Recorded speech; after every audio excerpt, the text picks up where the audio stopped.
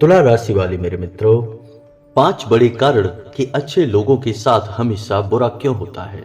ऐसा क्यों होता है कि अच्छे लोग ही इस संसार में दुख भोगते हैं, कष्ट में रहते हैं, जीवन भर परेशानी में गुजारते हैं। जी हाँ दोस्तों, यदि बात आपकी की जाए तो आपके जीवन में भी अक्सर यही होता है कि आप जिन लोगों के लिए अच्छा करने की कोशिश करते हैं, अंत में आपको बुराई प्राप्त होती है।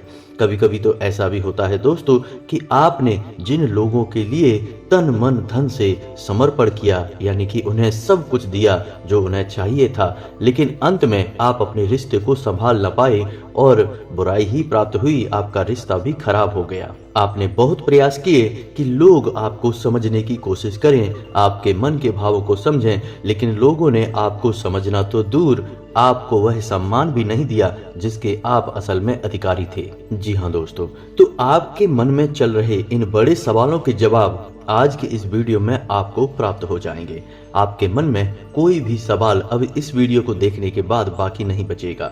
हम आपको इस विषय पर 3 तरह से समझाने की कोशिश करेंगे, यानी 3 तरह से अपनी बात को कहने का प्रयास करेंगे। पहला कि इसका मनोवैज्ञानिक कारण क्या है कि क्यों अच्छे लोगों को हमेशा दुख प्राप्त होते हैं।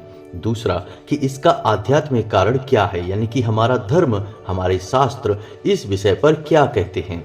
क्यों ईश्वर के विधान में ऐसा कुछ है कि अच्छे लोगों को जीवन भर कष्ट प्राप्त होते रहते हैं, उन्हें सुख प्राप्त नहीं होता, जबकि वे अपने जीवन में कभी भी किसी भी प्रकार की बुराई नहीं करते हैं, कभी भी किसी के साथ अन्याय नहीं करते हैं। और इसी के साथ साथ हम आपको ज्योतिषीय पहलू भी बताएंगे, जिसमें हम बताएंगे कि ज्योतिष में यदि कुछ ग्रह ऐसे होते हैं जो नीच के होते हैं तो आपको जीवन भर कष्ट देते रहते हैं, जिनमें एक ग्रह ऐसा है जो निश्चित तौर पर आपके जीवन में भी नीच का ही है, तभी आपको केवल और केवल कष्ट प्राप्त हो रहे हैं, मानसिक पीड़ाएं और यातनाएं सहनी पड़ रही हैं।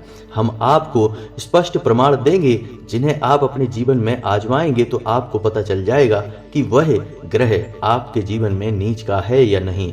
और जब आपको यह पता चल जाए कि यह ग्रह आपके जीवन में नीच का है, आपको दुख पहुंचा रहा है, आपको हानि पहुंचा रहा है, तो फिर आप कुछ उपाय करके उस ग्रह से मुक्ति प्राप्त कर सकते हैं, उस ग्रह का लाभ ले सकते हैं, आपको पीड़ाओं में लाभ प्राप्त होगा। वह उपाय हम आपको वीडियो के अंत में बताएंगे। इस उपाय को करने से निश्चित तौर पर आपको लाभ प्राप्त होगा। जी हाँ दोस्तों, ज्योतिष शास्त्र की यही तो बहुत बड़ी खूबसूरती है कि जहाँ इस शास्त्र में समस्याओं के बारे में बात की जाती है कि इंसान के जीवन में कष्ट आते ही क्यों हैं, परेशानियां आखिर आती क्यों हैं, इस विषय पर खूबसूरती से समझाया जाता है। साथ ही साथ इन परेशानियों से मुक्ति के उपाय भी बताए जाते हैं, जिन्हें यदि कोई सच्चे मन से पूरे भाव के साथ कर ले तो उस इंसान के जीवन में कष्ट कटने शुरू हो जाते हैं। क्योंकि दोस्तों, हमारे जीवन में ज्यादातर जो परेशानियां होती हैं हमारे ग्रहों से प्रेरित होती हैं। किसी भी प्रकार का कोई दोष यदि उत्पन्न होना होता है तो मानसिकता पहले बदलने लगती है। जैसे पितृ दोष यदि उत्पन्न होना होगा तो सबसे पहले इंसान की मानसिकता बदलेगी, यानी कुछ ऐसे ग्रह हैं जो उसकी बुद्धि पर प्रभाव डालना शुरू करेंगे। जैसे मंगल उसका नीच का होने लगेगा, या गुरु उसके ऊपर दुष्प्रभाव देने लगेंगे, या फिर राहु की बुरी स्थिति उसके दिमाग पर हावी हो जाएगी। तो उसके कर्म कुछ इस प्रकार के बनने लगेंगे कि वह पितृ दोष को स्वतः ही अपने ऊपर उत्पन्न कर लेगा और पीड़ाएं भोगने लगेगा। तो ज्योतिष इस बात को बहुत गहराई से समझा देता है कि क्यों जीवन में कष्ट आते हैं और आपको किस ग्रह का उपचार करके इन ग्रहों से मुक्ति प्राप्त हो सकती है। जी हाँ दोस्तों, तो आज का वीडियो बहुत ही ज्ञान से भरपूर है, बहुत ही खास है। इस वीडियो को आपको पूरा देखना है। इस वीडियो में आपके जीवन की कहानी है दोस्तों। इस वीडियो को बनाने में बहुत मेहनत लगी है। हमने हमारी टीम के साथ आपको सर्वोत्तम ज्ञान देने की कोशिश की है। बदले में हम आपसे बस इतना चाहते हैं कि आप वीडियो को पूरा देखें और वीडियो में बताई गई बातों को अपने जीवन में आजमा कर अपने जीवन में बड़े बदलाव का आनंद लें। जी हाँ दोस्तों, हम गारंटी देते हैं कि आपने इस वीडियो में बताई गई बातों को यदि अच्छी तरह से समझ लिया तो आपका जीवन 100% बदलेगा अवश्य। जी हाँ दोस्तों, यह हमारा आपसे वादा है। तो चलिए दोस्तों वीडियो की शुरुआत करते हैं, लेकिन शुरुआत करने से पहले आपसे वही एक निवेदन है कि कमेंट में पूरे भक्ति भाव के साथ जय मां भद्रकाली लिखना ना भूलें। माता का सीधा आशीर्वाद आपको प्राप्त होगा। दोस्तों, आपको लगता होगा कि हर वीडियो में हम आपको यह करने के लिए क्यों कहते हैं। दोस्तों, हम माता भद्रकाली को बहुत मानते हैं और हम जानते हैं कि माता ने किस प्रकार हमारे जीवन को बदला है और हमारे जानने वाले, हमारे चाहने वाले कई और साथियों के जीवन में भी अभूतपूर्व बदलाव लाया है। जी हाँ दोस्तों, थोड़ी बहुत भक्ति और नाम लेने से ही जीवन में महापरिवर्तन आ जाते हैं। तो इस महाशक्ति को हम जानते हैं, इसीलिए हम चाहते हैं कि आपको भी माता की इस भक्ति के अमृत का स्वाद मिले, आपका जीवन भी बदलने लगे। इसलिए आपसे बार बार एक ही बात को करने के लिए कहते हैं। तो उम्मीद है कि आप हमारी भावनाओं को समझ चुके होंगे। तो चलिए दोस्तों वीडियो में आगे बढ़ते हैं। तो सबसे पहले बात करेंगे मनोवैज्ञानिक कारण की। दोस्तों, हमेशा अच्छे लोगों के साथ बुरा क्यों होता है? तो मनोविज्ञान इस विषय पर यह कहता है कि इसके दो बड़े कारण हो सकते हैं। पहला कि अच्छा इंसान बहुत अच्छा है, उसे पता है कि वह बहुत अच्छा है क्योंकि वह अच्छे अच्छे कार्य करता है, दूसरों की परेशानियों में मदद करता है, हर प्रकार से दूसरों की सहायता के लिए खड़ा रहता है। अब इसमें एक समस्या खड़ी हो जाती है कि वह अच्छा इंसान दूसरों से उम्मीदें लगाने लगता है। जी हाँ दोस्तों, वह ऐसा सोचता है कि जब उसने किसी के साथ अच्छा किया है तो बदले में उसे भी अच्छा ही मिलना चाहिए। बस यही उसकी समस्या का सबसे बड़ा कारण हो सकता है। यानी मनोविज्ञान यह कहता है कि यदि आप किसी अन्य व्यक्ति से उम्मीदें लगाते हैं, किसी के लिए अच्छा कार्य करते हैं, तो आप अपने लिए परेशानी खड़ी कर देते हैं, क्योंकि अब सामने वाले की परिस्थिति पर निर्भर करता है कि वह आपकी मदद के बदले में मदद वापस कर पाता है कि नहीं, या जैसा आपने उसे व्यवहार दिया है वैसा व्यवहार वह दे पाता है या नहीं। यदि वह नहीं दे पाएगा तो आपको लगेगा कि आपने अच्छा किया लेकिन आपके साथ बुरा हुआ। जी हाँ दोस्तों, और इसका दूसरा मनोवैज्ञानिक कारण और भी हो सकता है कि आप नकारात्मक लोगों से हमेशा घिरे रहते हैं। जी हाँ दोस्तों, कभी कभी ऐसा हो जाता है कि हम तो पूर्ण सकारात्मक हैं, हमारे विचार सर्वोत्तम हैं, हमारे कर्म भी बहुत ही उत्तम हैं, यानी हम हमेशा अच्छा करने की कोशिश करते रहते हैं। लेकिन समस्या हमारे संगी साथियों में होती है।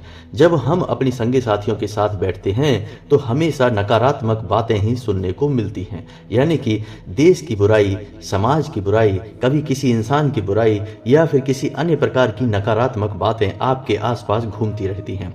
तो फिर इन बातों का आपके दिमाग पर भी प्रभाव होता है और फिर आप अपने जीवन में हर एक नकारात्मकता को उभर कर देखने लगते हैं और सकारात्मक पहलू छिपने लगते हैं। तो फिर आपको लगता है कि आप अच्छा कर रहे हैं या फिर आपके जीवन में जो हो रहा है बुरा ही हो रहा है। एक उदाहरण से इसे समझने की कोशिश करते हैं दोस्तों।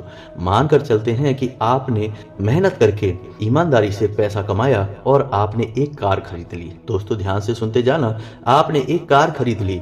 अब आपके जीवन में यह एक सकारात्मक घटना घटी कि अब आपके पास एक कार है, आप जीवन में आनंद ले सकते हैं कार में घूमने का। लेकिन जब आप नकारात्मक लोगों के साथ उठ रहे बैठ रहे हैं तो अपनी कार लेकर जब आप उनके साथ गए तो अब आपको कुछ इस प्रकार की बातें सुनने को मिलेंगी कि अब इस कार की किस्त भी आपके ऊपर चलने लगी। वैसे ही परेशानी कम थी कि अब किस्त का बोझ और आ गया, और यदि कभी कभार कार आपकी खराब हो गई तो और अधिक ऐसी बातें आपको सुनने को मिलेंगी कि लो अब ये भी आपको सहना पड़ेगा। इधर किस्त चल रही है, इधर कार खराब हो गई है, इधर कार में पेट्रोल डलवाओ, कितनी परेशानियां आ गई अचानक आपके जीवन में।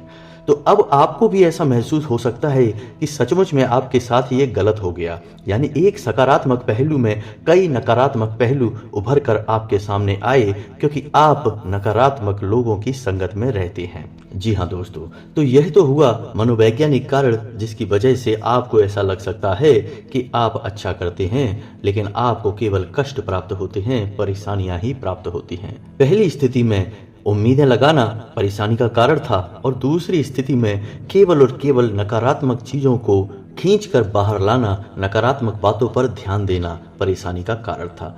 जबकि दोस्तों दोनों ही स्थितियां काल्पनिक हैं, वास्तविक नहीं हैं। तो यह तो मनोवैज्ञानिक कारण था, लेकिन अब इसी के साथ साथ हम बात करेंगे आध्यात्मिक कारण की, यानी हमारा धर्म इस विषय पर क्या कहता है।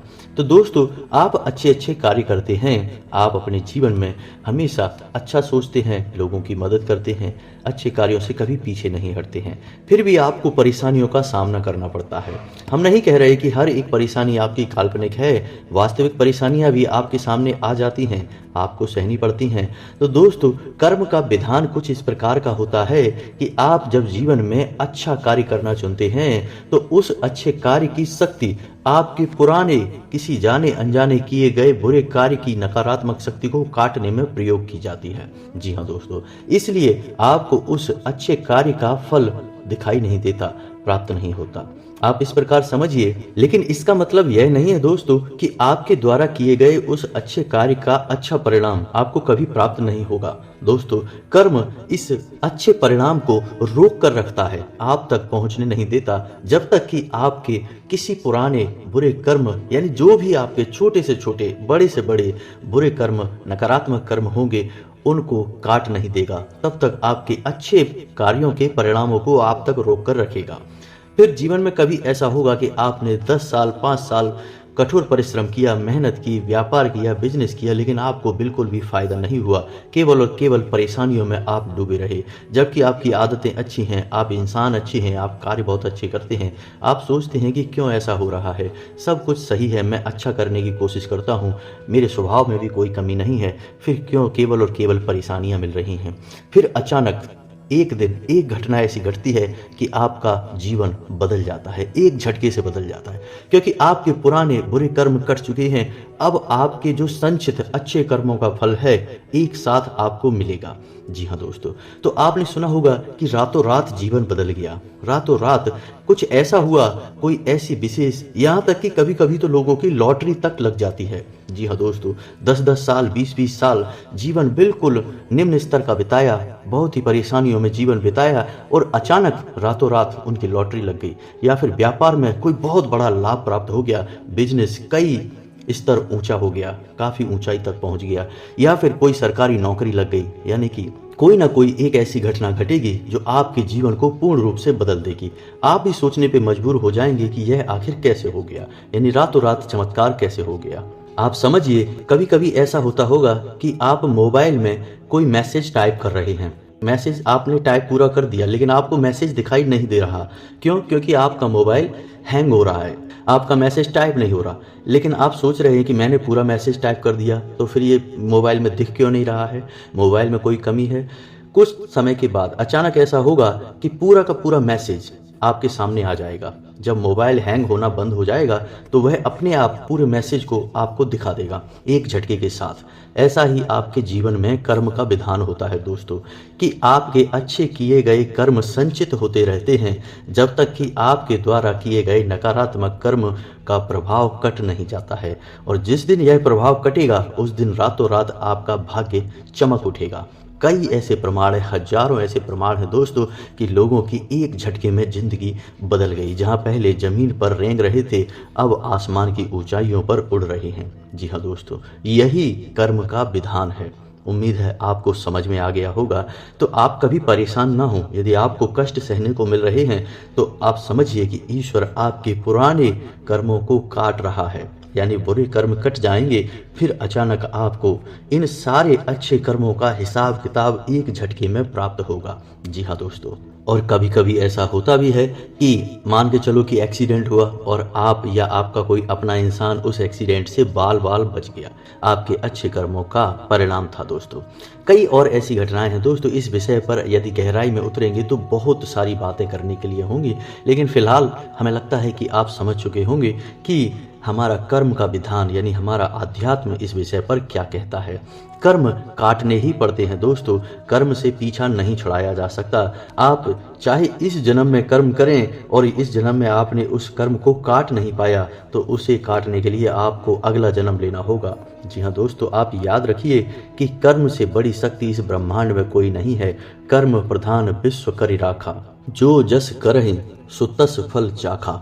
दोस्तों, कर्म से ही संपूर्ण ब्रह्मांड संचालित है। यह व्यवस्था ईश्वर के द्वारा बनाई गई है और कर्म की व्यवस्था को कोई काट नहीं सकता।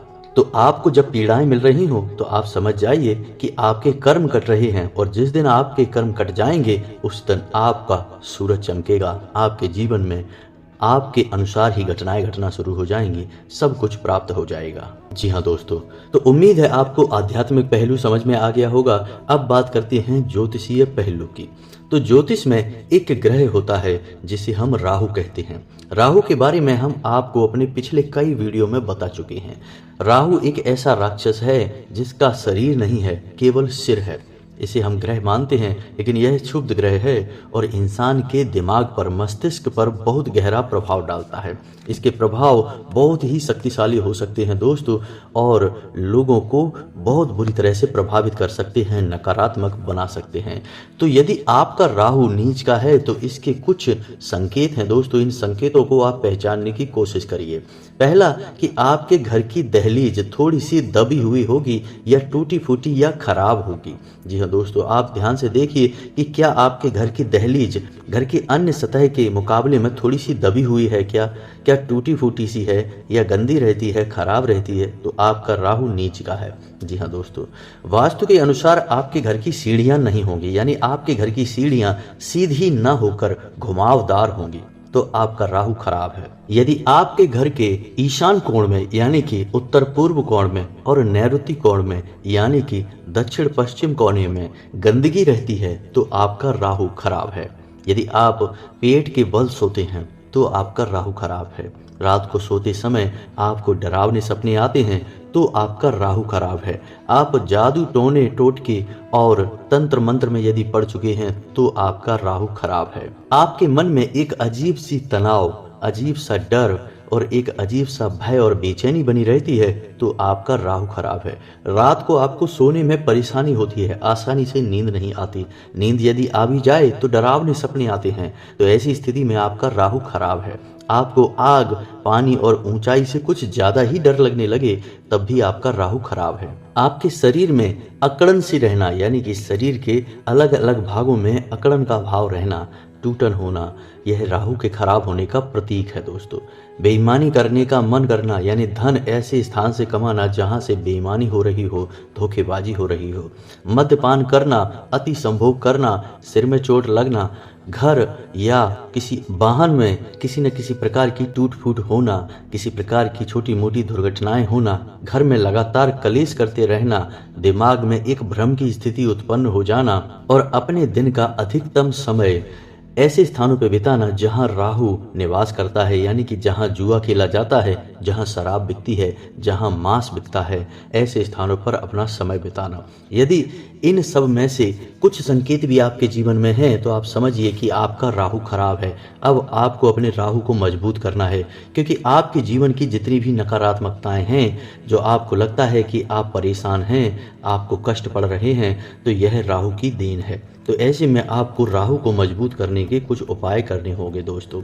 इनमें सबसे बड़ा उपाय कि आप दुर्गे माँ की शरण में जाएं। जी हाँ दोस्तों, माँ अम्बे राहु से मुक्त कराने की सर्वोपरि देवी हैं। तो अब आपको करना यह है कि अम्बे माँ के मंदिर में शुक्रवार के दिन आपको एक नारियल अर्पित करना है। ऐसा आपको 11 शुक्रवार तक करना है। और आप घर पर यह कर सकते हैं कि रोज दुर्गे माँ की पूजा आराधना करें और दुर्गा चालीसा का पाठ करें। इससे आपको राहु से मुक्ति प्राप्त होगी। एक कार्य आप और कर सकते हैं कि एक मुट्ठी काले तिल एक पोटली में बांधें। काले कपड़े की पोटली होनी चाहिए और उसे किसी भी दिन आप शाम के समय बहते हुए जल में प्रवाहित कर दें। इससे भी आपका राहु उच्च हो जाएगा, आपको परेशान करना बंद कर देगा। दोस्तों, यदि आप दुर्गा चालीसा का पाठ शुरू कर देंगे तो आपको बहुत जल्दी इसके शुभ परिणाम प्राप्त होने लगेंगे। कुछ ही दिनों में आपकी मानसिक परेशानियां दूर होने लगेंगी, आपके जीवन से कष्ट कटने लगेंगे। तो आज के इस वीडियो में हमने आपके मन के प्रश्नों के जवाब देने की कोशिश करी है कि क्यों अच्छे इंसान हमेशा दुखी रहते हैं। कुछ बातें जो हमने बताई वह हो सकता है कि आपको अजीब सी लगी हो, लेकिन दोस्तों हर इंसान की स्थिति अलग होती है और हर एक बात अलग अलग इंसानों के जीवन से जुड़ी रहती हैं। लेकिन जो बातें हमने आपको बताई हैं वे पूर्ण रूप से शास्त्रीय प्रामाणिक हैं और ज्योतिषीय आकलनों के आधार पर बताई गई हैं। दोस्तों, उम्मीद है कि हमारे द्वारा दी गई जानकारी आपको अच्छी लगी होगी। आप इस जानकारी का लाभ लेकर अपने जीवन में कुछ बदलाव अवश्य लेकर आ पाएंगे। इसी के साथ आज का वीडियो समाप्त करते हैं। कमेंट में पूरे भक्ति भाव के साथ जय मां भद्रकाली लिखना ना भूलें। माता का सीधा आशीर्वाद आपको प्राप्त होगा। मिलते हैं अगले ज्ञानवर्धक वीडियो में, तब तक के लिए धन्यवाद।